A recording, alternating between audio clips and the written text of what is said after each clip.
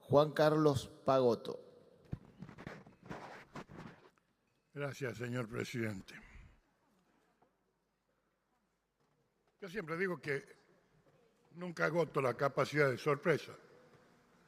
Una de las sorpresas que me llevo es con ciertas amenazas de violencia tapadas sobre una pretensión de justicia, ¿no? Pero bueno, también he escuchado acá, y quiero decir que no pensaba hablar porque somos muchos los oradores, que ser lo más breve posible. He escuchado recién hablar de que hay senadores que están por los trabajadores y otros que estarán por no sé quién. Quiero decirle que había un argentino que decía: solo reconocemos una sola clase de hombres, los que trabajan. Supongo que saben a quién me refiero, ¿no? Bueno, también quiero decirle que cuando se amenaza con el uso de la fuerza, esa misma persona que cité recién tiene un libro que se llama La fuerza es el derecho de las bestias. Supongo que saben a quién me refiero, ¿no? Gracias, senador Bayar. Usted siempre una ayuda a memoria. Miren, lo que nos debatimos acá es si vamos a modificar una ley que socialmente se ha vuelto inaceptable, porque el país para el que fue dictada esa ley, la 2744, ya no es el mismo. Se dictó cuando no había internet, no había inteligencia artificial, que han nombrado. Y recién cuando hablaban de inteligencia artificial me acordaba de un meme que leí: no me preocupa la inteligencia artificial, sino la falta de uso de la inteligencia natural, ¿no? Que es una de las cuestiones que tenemos que tener presente. ¿Qué ha producido este sistema de la ley 2744? Al día de hoy, cuando hablan de la industria del juicio laboral, es cierta. Porque también se olvidan de que las leyes no son compartimentos estancos y que por encima de toda institución legal están los principios generales del derecho, que no los he escuchado citar a ninguno, ¿no? Uno de ellos es la equidad. El otro es que no debe ser arbitrario. Vamos a tener en cuenta de que el derecho laboral tiene protección hacia el trabajador por la protección del más débil, y esto lo dice la Corte Suprema a partir de la década del 30, ¿no? La llamada década infame. El principio de igualdad ante la ley es igualdad entre los iguales. Ahora bien, vamos a recordar que yo he escuchado una serie de desaguisados históricos que hay que tenerlos en cuenta.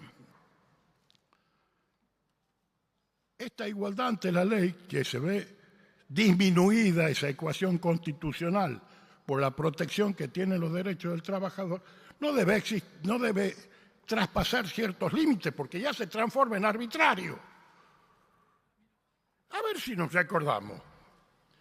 Recién hablaban que se eliminó el principio del indubio pro operario.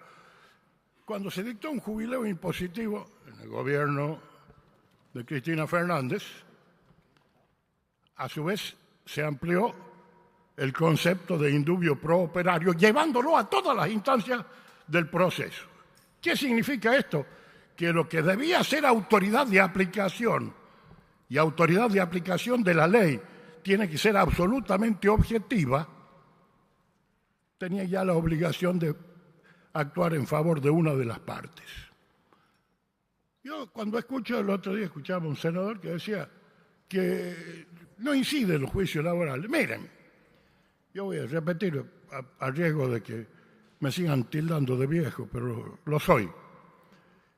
He visto demasiados juicios laborales en mi vida. En mi provincia, las dos únicas administraciones de justicia que se agrandaron fueron los juzgados laborales, que en la ciudad de La Rioja, de 3 se llevaron a 6. Y la de violencia de género, que se han llevado a 5 o 6. Qué casualidad, ¿no? Pero bueno, me ha tocado intervenir en juicio de un mismo trabajador que tenía 3 juicios en un mismo año. Pero claro, no se puede llevar un registro porque eso sería conspirar o discriminar. La justicia no necesita discriminación, pero sí información. Hablan de que esto va a desfinanciar el sistema del ANSES. digo yo, y cuando se dispuso del Fondo de Sustentabilidad del ANSES para comprar papeles, ¿no fue de financiación? Es decir, todo gobierno tiene sus aciertos y tiene sus errores. Es propio de los hombres. Me gusta porque recién nos citaron a Rerum Novarum y al Papa León XIII, del cual soy un gran admirador, ¿no? Y les voy a volver a repetir una frase que para mí es la que marca el carácter de León XIII. La primera ley de la historia es no mentir y la segunda atreverse a decir la verdad. Acá obviamente hay una serie de problemas que tenemos que solucionar. No vamos a ganar nada ocultándonos detrás de un relato y acomodando la historia a beneficio de algún determinado sector político. Esta es toda la sociedad. Yo no quiero que Ezeiza sea la salida, o Paso de los Libres, o las cuevas en Mendoza, o lo que fuera en Salta, sea la salida laboral de nuestros jóvenes. Pero eso hemos logrado en algún momento. Miren, esta ley tiene varios núcleos.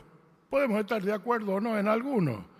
Se ha logrado por consenso acomodar varios artículos.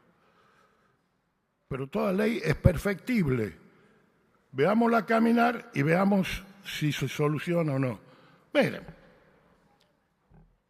yo acomodándolo, ya no tengo a dónde poner algunos libros. Leía un libro de un sindicalista porteño que se llama El derecho a elegir su propio sindicato. Bueno, también los sindicatos tienen que ayornarse, tienen que entrar en la modernidad. Y vamos a llamar modernidad por aquello de ayornar, porque modernidad obviamente se refiere a la revolución industrial y a otro periodo de modernidad. Pero como se extendió su uso, a la jerga popular lo vamos a utilizar. El tema de que acá se priva de derechos, no se priva de derechos, se respetan todos los derechos. Sí se le da trazabilidad y se le da seguridad.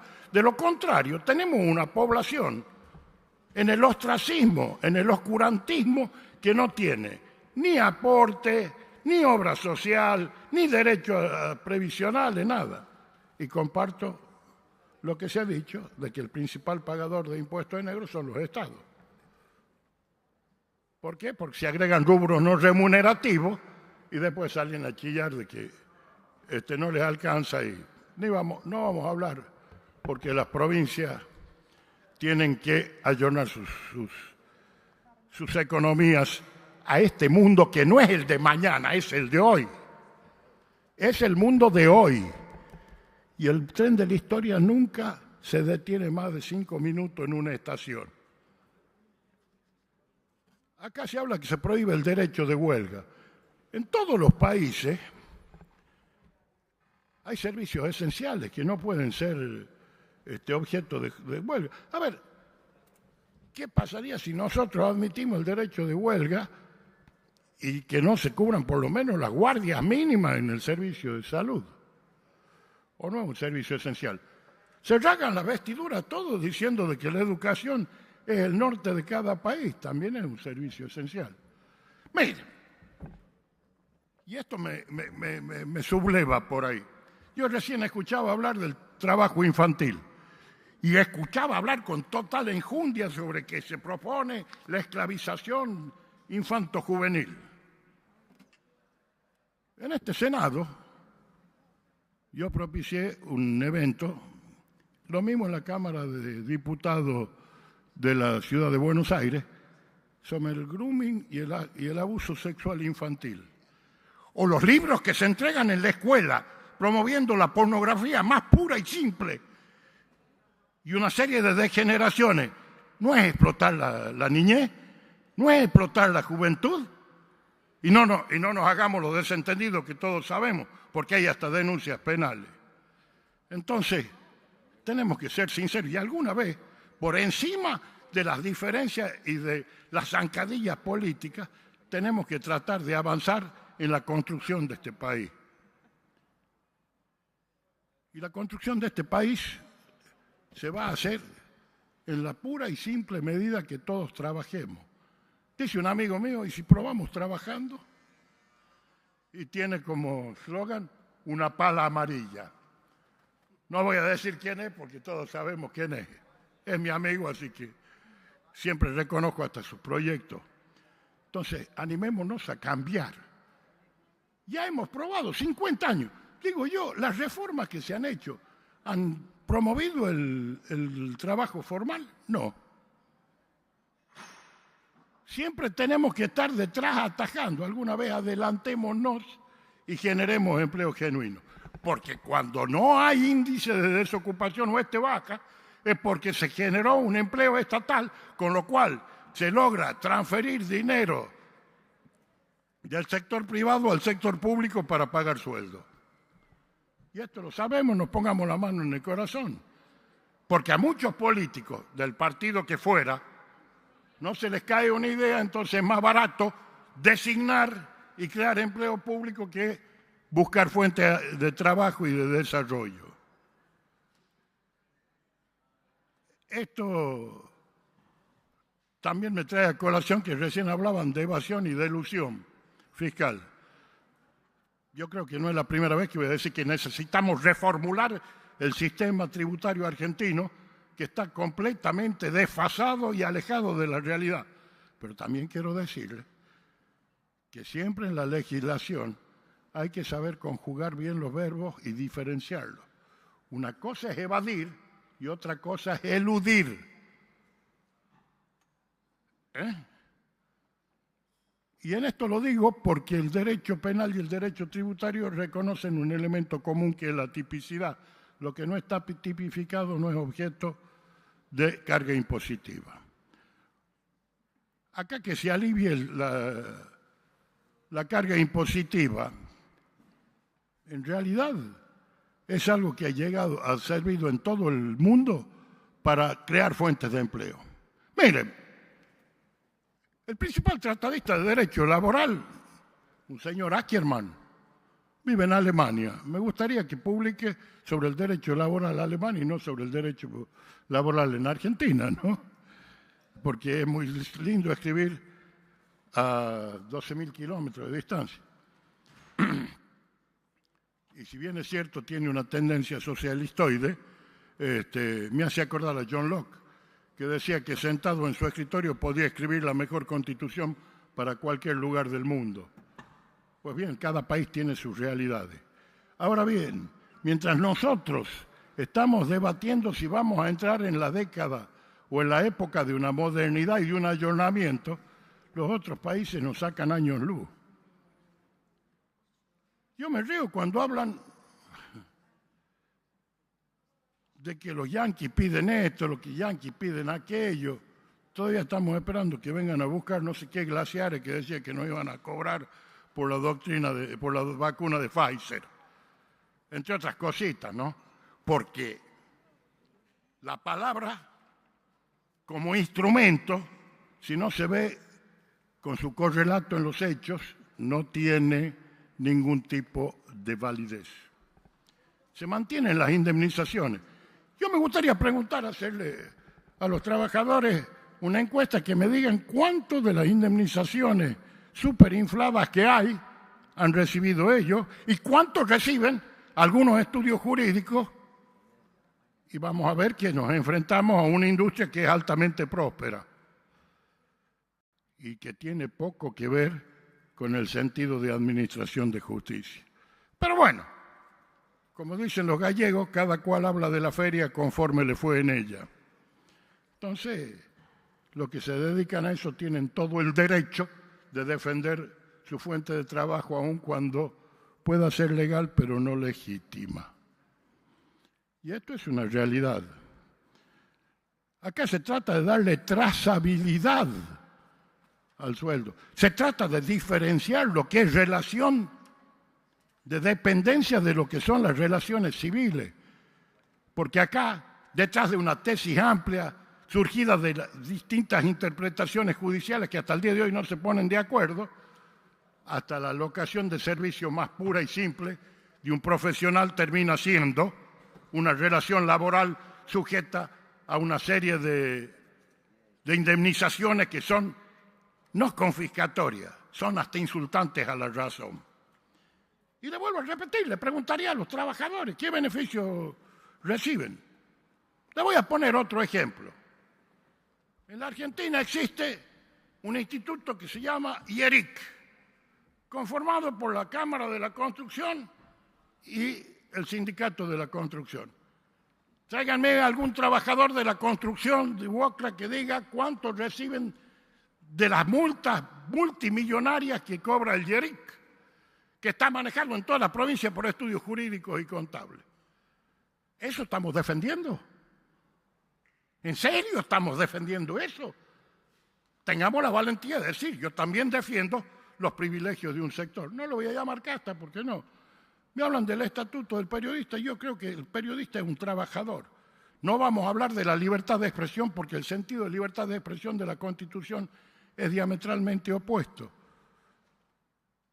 Un periodista trabaja para una empresa que publica para un target determinado de clientes que tiene y de acuerdo a la ideología del dueño o los intereses del dueño del medio. ¿Saben de cuándo es el estatuto del periodista? De 1945. ¿Para qué tenemos los convenios colectivos de trabajo? Tenemos convenios colectivos que se están aplicando del año 1975. Corrió varias toneladas de agua o metros cúbicos de agua bajo el puente, ¿no?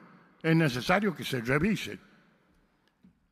Y esto también tiene que ver con que hablamos de ley de contrato de trabajo. Es un contrato. Contrato significa acuerdo de voluntades, que en este caso tiene un predominante elemento que es de protección pública. Por eso se desdibuja equitativamente el principio de igualdad ante la ley, por aquel viejo principio, vuelvo a repetir, de igualdad ante los iguales. Pero sin embargo está. ¿Qué derecho se mengua acá? El banco de horas. Yo no quiero que los trabajadores vivan haciendo horas extra, quiero que trabajen lo justo y necesario y que ganen lo que merecen ganar. Para eso necesitamos una economía sana. ¿O creen que en 2 años vamos a arreglar el desaguisado de tantos años? Porque yo no creo que vengamos navegando en el cuerno de la abundancia y que vengamos del mejor de los países, o nos olvidamos. Yo me río cuando lo atacan al presidente Milei, diciéndole de loco en adelante cualquier cosa.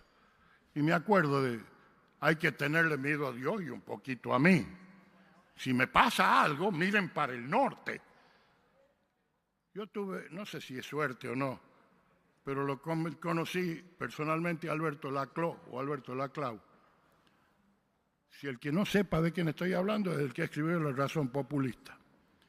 Era segundón de alguien que fue muy amigo mío, que se llamaba Jorge Abelardo Ramos, por el cual yo tenía un gran respeto intelectual, aunque no pensábamos iguales, porque era un erudito verdaderamente. Ahora, ¿a dónde nos trajeron? Porque si uno los escucha hablar y escucha esa catarsis que hacen diciendo de que toda verdad pasa por lo que yo sostengo y no por lo que sostiene el otro, primero es una falta de respeto al sistema democrático. Segundo, es una falta de respeto al sistema republicano. Y tercero, es una falta de respeto a la historia. Le vuelvo a repetir, todo gobierno tiene aciertos y tiene errores, pero tampoco podemos sustituir los errores catalogándolos de superaciertos, porque no lo son. Cuando dicen se han dejado tantos empleos afuera, se han dejado cesantes trabajadores, en realidad se dejaron cesantes militantes, ¿no?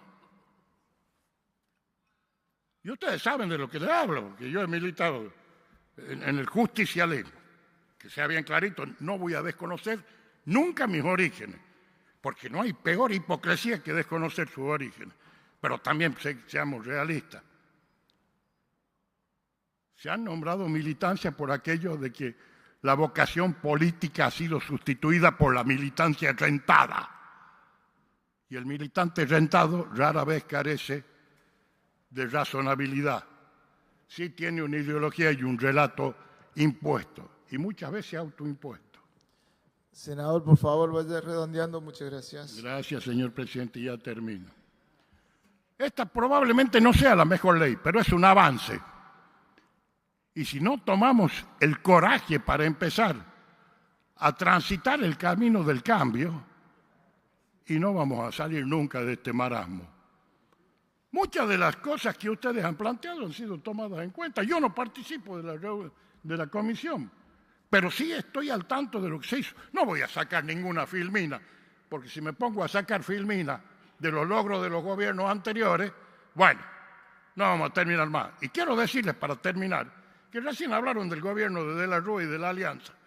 La Alianza estaba conformada por un gran sector que después conformó el partido que llevó a Néstor Kirchner y a Cristina Kirchner al poder. O vamos a desconocer la existencia de Chacho Álvarez y tanto otro. Son los privilegios que me da la edad, ¿no? De tener algún tipo de memoria. Entonces, no hablemos de cosas que también hemos sido partícipes por comisión o omisión. O ahora vamos a desconocer lo que está mal, lo desconocemos, y lo que está bien lo aplaudimos. Y a veces confundimos lo bueno con lo malo y aplaudimos lo mismo. Yo los invito a todos a que seamos razonables, porque también hay un principio que se llama de razonabilidad de las leyes. Y si alguno quiere interiorizarse sobre eso, le voy a recomendar un libro de Juan Linares que se llama casualmente eso, la razonabilidad de las leyes. Las leyes tienen que ser razonables. ¿Y qué más quieren los sindicatos? Que haya trabajadores registrados, mayor capacidad de financiación van a tener y de recaudación. Mientras tanto, con el trabajador en negro no, pero sí es negocio para muchos otros y no para sindicatos de determinado lugar ideológico, sino para los que están hasta en contra del mismo Estado. Entonces, seamos realistas. Alguna vez nos despojemos de tanta vestidura y de tantos relatos y vamos para adelante. Yo les vuelvo a repetir, quizás esta no sea la mejor ley, pero sí es la ley posible y que nos puede permitir avanzar. Ahora, si le tenemos miedo a la historia, y no nos retiremos, porque tenerle miedo a la historia es tenerle miedo a la vida. Nada más y gracias, señor presidente. Gracias, senador Juan Carlos Pagón.